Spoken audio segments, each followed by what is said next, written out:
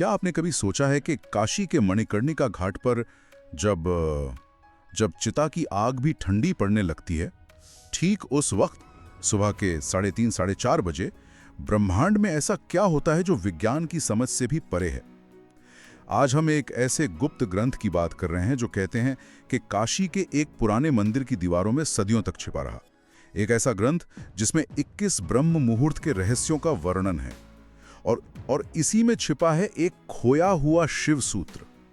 और यह सूत्र दावा करता है कि किस्मत बदलने में 3 साल या 3 महीने नहीं, बल्कि घड़ी देखकर सिर्फ 3 मिनट लगेंगे। जी हाँ, सिर्फ 3 मिनट। हमने बहुत सुना है कि सुबह जल्दी उठना चाहिए, लेकिन कोई ये नहीं बताता कि उठने के बाद उन पहले 3 मिनटों में अपने अंदर की वो जो शिव शक्ति है उसे सक्रिय कैसे करना है। तो आज इस चर्चा का मिशन यही समझना है। और इस तकनीक को स्रोत में एक बहुत शक्तिशाली नाम दिया गया है, काल भेदन। काल भेदन, हाँ, जिसका मतलब है समय को चीर कर अपनी वास्तविकता खुद लिखना। ये एक बहुत साहसिक दावा है और इसका आधार एक बहुत ही प्राचीन सिद्धांत पर है, यथे पिंडे तथा ब्रह्मांडे। जो शरीर में है वही ब्रह्मांड में है। बिल्कुल। समस्या ये है कि आधुनिक जीवन शैली में हमारा शरीर उस ब्रह्मांडीय ऊर्जा से मतलब कट चुका है, डिस्कनेक्ट हो गया है। और स्रोत कहता है कि ब्रह्म मुहूर्त के वो 48 मिनट ही वो खास खिड़की है जब हम उस ऊर्जा से दोबारा जुड़ सकते हैं। चलिए इसे खोलकर समझते हैं। तो ये काल भेदन असल में काम कैसे करता है? स्रोत में 3 मिनट के त्रिपुरा रहस्य का जिक्र है। ये सुनने में काफी गहरा लगता है। हाँ, त्रिपुरा शब्द 3 स्तरों को दर्शाता है, शरीर, ऊर्जा और मन। तो जो पहला मिनट है वो शरीर को समर्पित है, जिसे स्रोत में अन्नमय कोश कहा गया है। अन्नमय कोश। अच्छा, तो मतलब पहले मिनट में हमें अपने शरीर पर ध्यान देना है। हाँ, प्रक्रिया बहुत सरल है। आंख खुलते ही बिस्तर पर बिना हिले डुले शांति से लेटे रहना है, कोई हड़बड़ी नहीं करनी। और अपनी चेतना को, अपने ध्यान को पैरों के अंगूठे से लेकर सिर के सबसे ऊपरी हिस्से तक, जिसे सहस्रा चक्र कहते हैं, वहां तक धीरे धीरे ले जाना है और इस बात के लिए आभार व्यक्त करना है कि आप जिंदा हैं। दिलचस्प है कि इसकी शुरुआत आभार मतलब ग्रेटिट्यूड से होती है। आजकल ये शब्द बहुत लोकप्रिय है, लेकिन यहाँ इसका क्या खास महत्व बताया गया है? स्रोत के अनुसार जब हम आभार की सोच से दिन शुरू करते हैं तो हम ब्रह्मांड में एक प्रचुरता की गूंज भेजते हैं, जो स्वाभाविक रूप से और प्रचुरता को आकर्षित करती है। ये बस अपनी ऊर्जा की गूंज बदलने का विज्ञान है। वाह, ये एक बहुत शक्तिशाली विचार है। तो पहले मिनट में हमने शरीर को जगाया, इसके बाद जाहिर है ध्यान ऊर्जा पर जाता होगा, यानी हमारी सांसों पर। आपने बिल्कुल सही पकड़ा। दूसरा मिनट है प्राणमय कोश, यानी हमारी ऊर्जा शरीर के लिए, और इसका जरिया है हमारी सांस। स्रोत में लिखा है, सांस ही शिव की रस्सी है। शिव की रस्सी? और इसे करने का तरीका क्या है? इसे शिव श्वास क्रिया कहा गया है। अच्छा। आपको लेटे लेटे ही यह कल्पना करनी है कि हर अंदर आती सांस के साथ ब्रह्मांड की सुनहरी जीवन देने वाली ऊर्जा आपके शरीर में भर रही है। अच्छा। और हर बाहर जाती सांस के साथ आपके शरीर की सारी नकारात्मकता, सारी सुस्ती एक काले धुएं के रूप में बाहर निकल रही है। ये सुनने में एक विजुअलाइजेशन एक्सरसाइज जैसा लगता है। क्या स्रोत इससे सिर्फ एक मानसिक तरकीब मानता है या इसका कोई गहरा असर भी बताया गया है? ये बहुत महत्वपूर्ण सवाल है।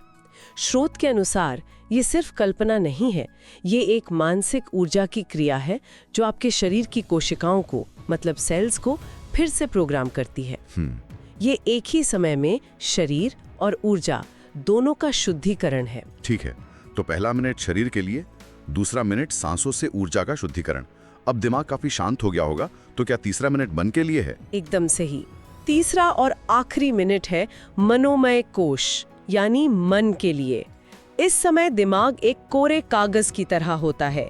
ये वो समय है जब आप अपनी नियति का बीज बोते हैं।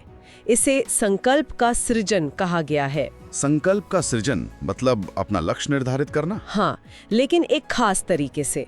स्रोत चेतावनी देता है कि संकल्प हमेशा वर्तमान काल में होना चाहिए। वर्तमान काल में? हाँ, ये नहीं सोचना कि मैं अमीर बनना चाहता हूँ। इसके बजाय ये महसूस करना है कि मैं शक्तिशाली हूँ या मैं अपना लक्ष्य पा चुका हूँ। आपको अपनी सफलता और खुशी को बंद आंखों से एक HD मूवी की तरह देखना है। ऐसा क्यों? वर्तमान काल पर इतना जोर क्यों है? क्योंकि यहीं पर विज्ञान और आध्यात्म का मेल होता है। स्रोत के अनुसार जागने के तुरंत बाद हमारा दिमाग एक खास अवस्था में होता है जिसे थीटा स्टेट कहते हैं। Theta state? जी, इस वक्त हमारे दिमाग का जो तार्किक गार्ड है वो सोया होता है और हम सीधे अपने अवचेतन मन तक पहुंच सकते हैं। इस अवस्था में बोया गया कोई भी विचार वो सीधा आपके सबकॉन्शियस में चला जाता है।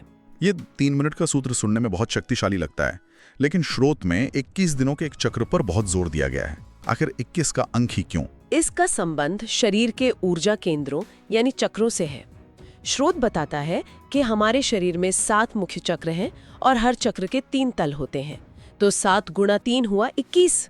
अच्छा। ये 21 दिनों की यात्रा इन सभी 21 तलों को एक सीध में लाने मतलब अलाइन करने की प्रक्रिया है। स्रोत इसे 3 चरणों में बांटता है। 3 चरण? तो पहला चरण क्या है? पहले चरण को मतलब दिन 1 से 7 तक विषपान कहा गया है। जैसे समुद्र मंथन में अमृत से पहले विष निकला था, ठीक वैसे ही। विषपान?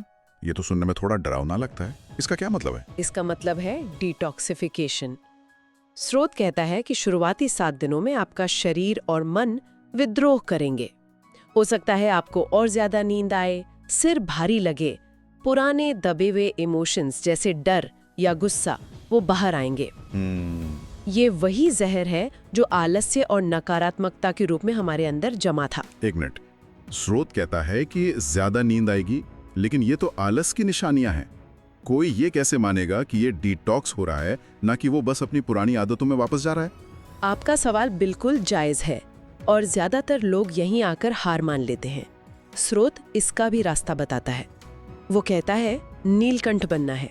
नीलकंठ? जी, जैसे शिव ने विष को अपने कंठ में रोक लिया था, उसे खुद पर हावी नहीं होने दिया था, वैसे ही आपको उस तकलीफ को सिर्फ देखना है, एक साक्षी की तरह, उससे लड़ना नहीं है। मतलब बस उसे देखना है। हाँ, और इस चरण का एक बहुत महत्वपूर्ण नियम है। सुबह उठने के बाद अगले 1 घंटे तक किसी भी तरह की स्क्रीन, खासकर मोबाइल, नहीं देखना है। उसकी नीली रोशनी पीनियल ग्लैंड को मतलब तीसरे नेत्र को निष्क्रिय कर देती है। ठीक है, ये बहुत महत्वपूर्ण जानकारी है। तो अगर कोई इस मुश्किल पहले हफ्ते से गुजर जाता है तो आगे क्या होता है? दूसरा चरण क्या है? दूसरा चरण यानी दिन 8 से 14 है अघोर दृष्टि। अघोर दृष्टि? हाँ, अघोर का मतलब है जो किसी चीज से डरे नहीं, बस देखे। अब लड़ाई शरीर से हटकर दिमाग पर आ जाती है। इस दौरान अचानक बहुत सारे विचार आएंगे, नए आइडियाज, पुरानी यादें, अच्छे बुरे ख्याल। तो इन विचारों का क्या करना है? कुछ नहीं। स्रोत का निर्देश है कि विचारों को पकड़ना नहीं है, ना ही उनसे उलझना है, बस उन्हें बहने देना है, जैसे गंगा के घाट पर बैठकर कोई पानी को बहते हुए देखता है। इस चरण में एक खास बदलाव महसूस होने लगता है। जिन छोटी छोटी बातों पर पहले गुस्सा आता था वो अब बेकार लगने लगती हैं। ऊर्जा शरीर के निचले चक्रों से ऊपर उठकर हृदय चक्र की ओर बढ़ने लगती है। अच्छा। और इसके लिए एक अतिरिक्त अभ्यास का भी जिक्र है। 3 मिनट की क्रिया के बाद 5 मिनट तक शांति से बैठकर मन में ओम नमः शिवाय का जाप करना। मंत्र जाप? क्या स्रोत बताता है कि ये कैसे मदद करता है? हाँ, स्रोत का दावा है कि मंत्र सिर्फ शब्द नहीं है बल्कि एक खास वाइब्रेशन है। ये कंपन हमारे डीएनए को रिपेयर करता है। ये विचार आधुनिक विज्ञान की साइमेटिक्स थियरी से काफी मिलता जुलता है ना? हाँ बिल्कुल। तो शरीर का विषपान हो गया, मन के विचार शांत हो गए। अब आता है आखिरी और तीसरा चरण। मैं अंदाजा लगा सकता हूँ कि ये सबसे शक्तिशाली होगा। जी, तीसरा चरण दिन 15 से 21 ही मंजिल है। इसे शिव सायुज्य कहा गया है। शिव सायुज? इसका अर्थ है शिव के साथ एक हो जाना या ब्रह्मांड के साथ पूरी तरह अलाइन हो जाना। स्रोत के अनुसार 15वें दिन के बाद आपको अलार्म की जरूरत नहीं पड़ेगी। मतलब नींद अपने आप खुलेगी? हाँ, आपकी नींद अपने आप 3:30-40 पर खुलेगी और वो भी गहरी ताजगी के साथ। और इस चरण में सबसे बड़ा बदलाव क्या महसूस होता है? सबसे बड़ा बदलाव ये है कि जो सोचा जाएगा वो हकीकत बनने लगेगा। इसे स्रोत में संकल्प सिद्धि कहा गया है। संकल्प सिद्धि? आपकी सोच और हकीकत के बीच का फासला कम होने लगता है। जैसे आप किसी को याद करें और कुछ ही देर में उसका फोन आ जाए, या आप किसी काम के बारे में सोचें और उसके रास्ते अपने आप खुलने लगे। इस समय वो तीसरे मिनट वाली विजुअलाइजेशन कई गुना ज्यादा शक्तिशाली हो जाती है। तो ये कोई चमत्कार नहीं है, बल्कि एक प्रक्रिया का परिणाम है। बिल्कुल, ये अलाइनमेंट का विज्ञान है। जैसे एक रेडियो का एंटेना जब सही फ्रीक्वेंसी पर सेट हो जाता है तो गाना एकदम साफ सुनाई देता है।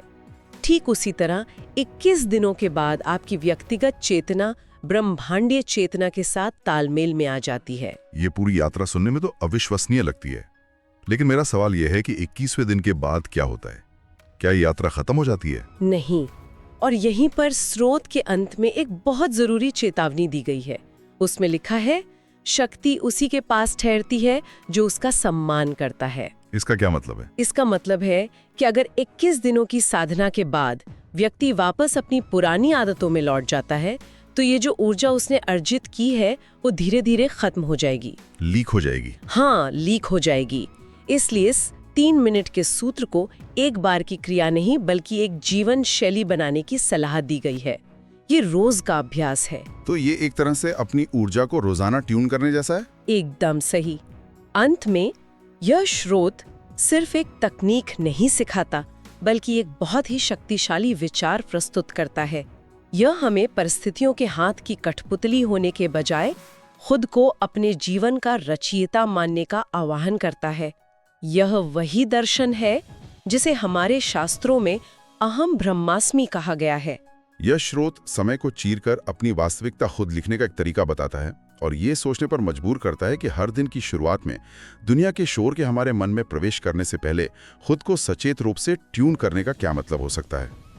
जागने के उस शांत शुरुआती पल में ऐसा कौन सा एक शक्तिशाली संकल्प होगा जिसे रोपना हमारे पूरे दिन को और शायद पूरे जीवन को बदल सकता है।